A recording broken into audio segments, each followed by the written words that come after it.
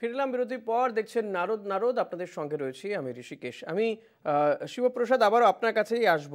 যে কথা মানবেন্দ্রদা বলছেন যে আসলে আপনাদের কাজ করারই ইচ্ছে নেই, আপনারা আপনাদের প্রধান উপপ্রধান বলুন যে আপনারা কাজ করতে পারছেন না, তাহলে জেলা পরিষদ দেখে নেবে গোটা বিষয়টি। হ্যাঁ দাদা, যে কথাটা বলি 2024 সালের 20/6/2024 একটা সাধারণ অর্থের সাধারণ সভা ডাকা হয় এবং আবার 12/7/2024 যেটা আমাদের ওই ভিডিওকে যে আবেদনটা করা হয়েছে সেখানে তুলে ধরা হয়েছে। সেখানে ওনাদের পক্ষ থেকে যে 8 জন রয়েছে, মানে নির্বাচিত যারা প্রতিনিধি ছিল তারা সহ ওই যে 8 জনের মধ্যে যে উপসমিতি 3 জন মেম্বার এবং যে বিরোধী দলনেত্রী রয়েছে, তিনারা অনর্গল সেই কাজ বিয়েটাকে মানে অর্থের মিটিংটাকে কোনোরূপ ভাবেই হতে দেয়। আচ্ছা আপনি বলুন দিনই, পঞ্চায়েতে অর্থের না যদি মিটিং এরা করতে দেয়, আর কিভাবে উপসমিতির নির্বাচনগুলোতে কিভাবে মানে উপসমিতি গঠন হয় সে সম্বন্ধে আমাদের প্রত্যেকের অভিজ্ঞতা আছে। সেই জায়গায় দাঁড়িয়ে এরা যেহেতু উপসমিতিটা মেজর ফিগার পেয়ে গেছে, এই উপসমিতির ভিতরে অর্থের মিটিং এ তারা উপস্থিত থেকে কোনরূপ ভাবে কোনো অর্থের মিটিংটাকে সঠিকভাবে সুগঠিতভাবে সেই অর্থের মিটিংটাকে কমপ্লিট করতে দেয় না, কোনো বিল একটা পাস করতে দেয় না। অথচ এনারা বলছে যে আমাদের কি বলে কাজ করতে, আমরা কাজ করতে চাইছি কিন্তু ওরা কাজ করছে না। এনারা যদি কাজ করতে চাইছে তাহলে অর্থের মিটিং এ সঠিকভাবে মিটিংটা করতে দিচ্ছে না কেন? গুরুতর অভিযোগ যে আপনারা মিটিং সঠিকভাবে করতে দেন না, কাজ করতে দিচ্ছেন না আলটিমেটলি। আমরাই তো ওনার উত্তরটা আমি দিয়ে দিচ্ছি যে এই সঞ্চালক গঠনটা করেছে কে? এই সঞ্চালক গঠনটা ওই প্রধান তো করেছে, তাহলে প্রধান কেন কাজ করতে পারছে না? এই সঞ্চালকটা তো প্রধান গঠন করেছে, প্রধান যদি গঠন করলো তাহলে কাজটা করতে পারছে না প্রধান, এই উত্তরটা প্রধান দেবে।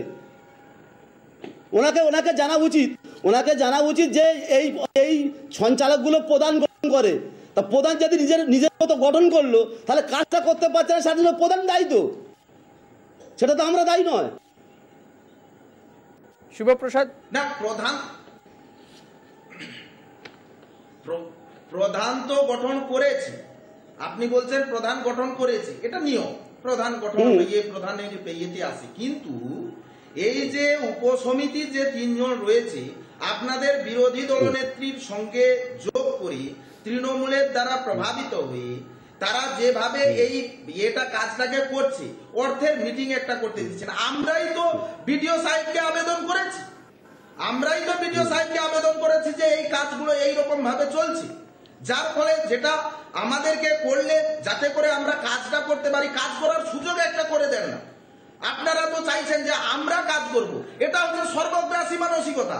এটা গোটা পশ্চিমবঙ্গে যে রকম সর্বগ্রাসী মানসিকতা তৈরি করেছেন, এই গ্রাম পঞ্চায়েতেও শুধু সেই সর্বগ্রাসী মানসিকতার আমরা কাজ করতে চাচ্ছি না, আমরা কাজ করতে পারছেন না বলে কাজ কিভাবে হয় সেটা আমরা বলছি যে কাজ করে দেখাতে পারি। শিবপ্রসাদ এবং মানবেন্দ্রদা, আমরা কাজ করব না। শিবপ্রসাদ এবং মানবেন্দ্রদা, শিবপ্রসাদ প্লিজ, শিবপ্রসাদ এই যে আপনি বলছেন কাজ করতে দিচ্ছে না, শিবপ্রসাদ আপনি বলছেন তৃণমূল কাজ করতে দিচ্ছে না, তৃণমূল বলছে আপনারা কাজ করতে চাইছেন না। আচ্ছা, যদি পঞ্চায়েতে কোনো কাজই না হয় তাহলে সাধারণ মানুষ কোথায় যাবে? যারা পঞ্চায়েতের ওপরে ডিপেন্ড করে থাকে যে প্রশাসনিক কাজগুলোর জন্য, সেই কাজগুলো, সেই পরিষেবা তারা কোথায় পাবেন? আপনারা এই রাজনৈতিক দলগুলো তারা নিজেদের মধ্যে এইভাবে তর্কাতর্কি, এই টানাটানি চলবে নাকি সাধারণ মানুষ পরিষেবাটা পাবে? মানুষ তো আপনাদেরকে নির্বাচিত করেছে, আপনারা তৃণমূলকে সরাতে আপনারা জোটবদ্ধ হয়েছেন, বাম, বিজেপি, কংগ্রেস সবাই জোটবদ্ধ হয়ে এখানে পঞ্চায়েতে বোর্ড গঠন করেছে, তাই তো? তাহলে কেন পরিষেবা পাবে না সাধারণ মানুষ? তাদের কি দোষ বলুন তো? হ্যাঁ, সাধারণ মানুষ সমাধান কি? সমাধান বলুন। সাধারণ মানুষ পরিষেবা বিগত দিনও পেয়েছে, এখনো পর্যন্ত পাচ্ছে। তাহলে দুটো কথা, কাজ করতে পাচ্ছি না আর সাধারণ মানুষ কি পাচ্ছে এই কথাটা কি পাচ্ছে? মানুষ হয়রান ছাড়া কি পাচ্ছে? মানুষ একটা মরে গেলে তার সার্টিফিকেট পাচ্ছে, ডেথ সার্টিফিকেট পাচ্ছে না, আপনারা বলছেন পাচ্ছে, কি পাচ্ছে গো? অভিযোগ আর বাস্তবতার মধ্যে অনেক পার্থক্য রয়েছে মানবেন্দ্র বাবু, এটা সেটা আপনাদেরকে জানতে হবে। আপনারা কাজ করতে জানেন, পাস করি সেখানেও গিয়ে দেখেছি আপনারা কাজ করতে জানেন, কাজ করবেন বিয়েতেই থাকে না, পঞ্চায়েতে না। আপনারা বলছেন আমরা প্রধানকে ঢুকতে দিচ্ছি না, আমরা ভয় দেখাচ্ছি। এই কারণে আমরা কাজ করতে জানি না বলে আমরা এই কারণে তিহার জেলে যাই না, আমরা ওই কারণে তিহার জেলে যাই না। আর আপনারা কাজ করতে জানেন। শুনুন আপনাদের সরকারের যে চালাচ্ছে, শুনুন না,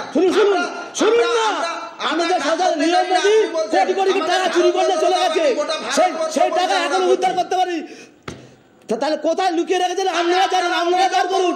নীরব মোদী কোটি কোটি টাকা চুরি করলে চলে গেছে, পিয়াজ জল কাঁদতে গেছে, পিয়াজ জল কাঁদতে গেছে, নীরব মোদী কোটি কোটি টাকা চুরি করলে চলে গেছে, সে কোথায় লুকিয়ে রেখেছে সেটা খুঁজে বার করুন, সেটা খুঁজে বার করুন। সুপ্রিম কোর্টে যান, নরেন্দ্র মোদী চুরি করে রাখুন না, নরেন্দ্র মোদী চুরি যান না, আমরা কাজ করতে পারছেন স্বীকার করুন। এই আপনার শুনুন না, আপনাদের সংখ্যাতে কাজ করবেন, আপনাদের সংখ্যাতে কাজ করবেন। সিপিএম, তৃণমূল, কংগ্রেস, সবকিছু মিলিয়ে 30 জনের সংখ্যা আপনারা আপনাদের চলছে, নির্বাচন চলছে, কাজ হয় নাকি? আপনারা রাখুন না, এখনো পর্যন্ত শুনুন, কাজ করতে হলে শিখে যান, কাজ করতে হলে শিখে যান, আমি শিখিয়ে দেবো কিভাবে কাজ করতে হবে অঞ্চলে। আপনি আসুন না, কাজ শিখে। আপনারা কোন সরকার চালিয়েছেন? যে সরকার চালিয়েছেন নীরব মোদী কোটি কোটি টাকা চুরি করে নিয়ে চলে গেছে, তার হদিশ পাওয়া যায়নি, সেটা আনুন। আমি ওর কথা বলছেন, শুনুন না, দুজনে একটু থামুন, মানবেন্দ্র দা এবং শিবপ্রসাদ, দুজনে প্লিজ একটু থামুন, দুজনে প্লিজ একটু থামুন। মানবেন্দ্র দা এবং শিবপ্রসাদ প্লিজ, শিবপ্রসাদ এখানে শুধু ঝগড়া করে লাভ নেই, কিন্তু সাধারণ মানুষ সবটা জানে, তারা দেখতে পাচ্ছে সবটা। শিবপ্রসাদ শুধু ঝগড়া করে লাভ নেই। মানবেন্দ্র দা এবং শিবপ্রসাদ দুজনের কাছে আমার একদম ওপেন এন্ডেড কোশ্চেন, আমি আসবো। শিবপ্রসাদ আপনি বলেছেন অনেক, আমি বলছি শিবপ্রসাদ এবং মানবেন্দ্র দা, আপনাদের দুজনের কাছে ওপেন এন্ডেড প্রশ্ন। সাধারণ মানুষ পরিষেবা পাবে, পঞ্চায়েতে যাবে, তারা তাদের জরুরি পরিষেবা পাবে কিভাবে? এই যে সমস্যার কথা আপনারা বলছেন, যে অভিযোগ সাধারণ মানুষ করছেন যে প্রধান উপপ্রধান থাকে না, আসছে না, তারা সাধারণ মানুষ পরিষেবা থেকে বঞ্চিত হচ্ছে, কিভাবে পরিষেবা পাবে? এর সমাধানটা কি সেটা বলুন। মানবেন্দ্র দা শুনুন, আপনি বলুন। শুনুন, আমি কথা বলি শুনুন। আমাদের যদি সেরকম রকম আমাদের চিন্তাভাবনা থাকবে, তাহলে এই রকম অচল অবস্থা চলতে থাকলে 214 ধারায় সরকার মনে করলে এই পঞ্চায়েতটাকে ভেঙে দিতে পারে, কিন্তু এটা আইন বলছে 214 ধারা, কিন্তু আমাদের সরকার, মাননীয় মুখ্যমন্ত্রী দরদি সরকার সেটা কিন্তু করেনি। কেন করেনি? যে এই নির্বাচিত পঞ্চায়েত যাতে এই পঞ্চায়েতটা ঠিক মতো চলে, আমরা সহযোগিতা করতে প্রস্তুত। বিডিও সাহেব 3 বার মিটিং ডেকেছে, তো এই 3 বার মিটিংয়ে ওনারা আসেনি, যদি কাজের উদ্যোগ থাকবে আসতো, 3 বার মিটিংয়ে আসেনি, গিয়ে কোর্টে গেছে। যাক, আইনের জায়গায় থাকবে, আমরা আইনকে সম্মান করি। আর দ্বিতীয় হচ্ছে, আমরা কাজ করতে না চাইলেও ওর বলছে আমরা চাচ্ছি না, তাহলে আমরা কেন সহযোগিতা করতে যাব? আমরা সব দিক থেকে সহযোগিতা করতে রাজি আছি। ওনারা কাজ করতে পারছে না, তার জন্য প্রধান ব্যর্থতা, সেই প্রধানের ব্যর্থতা আমাদের ঘাড়ে চাপাতে চাচ্ছে। বেশ, আপনার বলা হয়ে গেছে। শিবপ্রসাদ, সমাধান কি? কিভাবে মানুষ পরিষেবা পাবেন? হ্যাঁ, ওনার প্রশ্নের আগে উত্তরটা দিয়ে দিই। আমরাই বিডিওকে কাজ করতে পারছি না বলে আবেদন করেছি, আমরাই আবার হাইকোর্ট করেছি। আমাদের দোষ, আমরা গিয়ে বিডিও সাহেব আবেদন করছি, আবার হাইকোর্টেও যাচ্ছি। এটা একটা অবান্তর কথাবার্তা বলে দিয়ে চলে যাচ্ছে, ঠিক আছে? আর এনারা সহযোগিতা কতখানি করছে সেটা আমরা অন্যান্য পঞ্চায়েতগুলোতে, আমরাও তো কোনো না কোনো পঞ্চায়েতের অধিবাসী, আমরাও তো শুধু বিরোধী দল হিসাবে রয়েছি, আমরা সে বিষয় ভালো করে ওয়াকিবহাল রয়েছি। বিষয় যেটা রয়েছে সেটা হলো ওখানে বিক্ষিপ্ত কোনো একদিনের বা দুদিনের ঘটনা মাত্র, ওটা সব পঞ্চায়েতে ওই রকম প্রধান ওই রকম চলে যাচ্ছে, সেরকম এতে কোনো শরীর অসুবিধার কারণবশত সে কোনোদিন হয়তো আসেনি কোনো একদিন, সেই জায়গায় দাঁড়িয়ে যদি আমরা সার্বিক বিষয়টাকে লক্ষ্য করি তাহলে এটা কিন্তু ভুল হবে। একটা বিক্ষিপ্ত ঘটনা আর সার্বিক বিষয় দুটোর মধ্যে পার্থক্য রয়েছে। বিগত দিনে ওই অঞ্চলে অধিবাসীকে আশ্বস্ত করতে চাই, আপনারা যেরকম ভাবে বিগত দিনে আপনারা যে সহযোগিতা ওই জোট পঞ্চায়েতের কাছ থেকে পেয়েছেন এবং আপনাদের পাশে থেকে কাজ করেছে, আমি শিবপ্রসাদ প্রামাণিক বলছি যে আগামী দিনে ওই পঞ্চায়েতের জোটের যে পঞ্চায়েত রয়েছে আপনাদেরকে কোনরূপ ভাবে এইরকম মানে জায়গায় পরিস্থিতির সম্মুখীন হতে হবে না। এটা সমাধান হবে এই সর্বগ্রাসী তৃণমূল এই সর্বগ্রাসী মনোভাবটা ছেড়ে দিলে তবে আরো ভালো করে ওখানে সাধারণ মানুষ পরিষেবাগুলো পেতে পারবে। কিন্তু এই সর্বগ্রাসী মানসিকতা যত সময় না এই মমতা ব্যানার্জির আশ্রিত ভাইপো আর ভাইপোর অনুগামী এই জাতীয় লোকগুলো যারা কথাবার্তা আজকের বলছে সেটা আমরা ভালো করে জানি। তো সেই জায়গায় বলবো, যদি মানুষের দ্বারা নির্বাচিত হয়ে এসেছেন, মানুষের প্রতি দায়বদ্ধ রয়েছেন, তাহলে আসুন আমরা প্রত্যেকে মানুষের হয়ে কাজ করি। আমাদের যে জোট রয়েছে এটা গণতান্ত্রিক একটা পাঠ, যে কোনো জোটের মাধ্যমে এসে যদি সংখ্যাগরিষ্ঠতা আসে তাহলে সেই পঞ্চায়েত, সেই সরকার, সেই মানে পঞ্চায়েত সমিতি, জেলা পরিষদ এগুলো গঠন করা যায়। কিন্তু আপনারা 2011 সাল থেকে আসার পরে যে পঞ্চায়েত সমিতি বা রাজ্যের মানুষের হয়ে একটা পঞ্চায়েত যখন চালাচ্ছেন আপনার দলের নেতারা এবং কংগ্রেস, সিপিএম সবাই মিলে যখন একটা পঞ্চায়েত চালাচ্ছে, তখন যদি কোথাও সমস্যা হয় তাহলে তো সরকারের সাথে সত্যি কথা বলার প্রয়োজন। মানবেন্দ্রদা যেটা বলছেন যে সরকার চাইলেই তো এই পঞ্চায়েতকে ভেঙে দিতে পারে, তা আইনের বলে, কিন্তু সেটা তারা করছে না।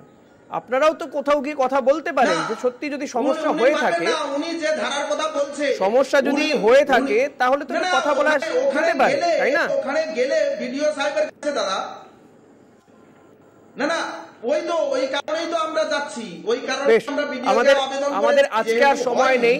আশা করব যে আগামী দিনে এই পঞ্চায়েত এলাকার মানুষজন পঞ্চায়েতের পরিষেবা পাবেন। মানবেন্দ্র দাস, শিবপ্রসাদ, আপনাদের দুজনকে ধন্যবাদ। আজকে মতো নারদ এখানেই শেষ করছি। দেখতে থাকুন কলকাতা টিভি, রাত 3, 7 দিন।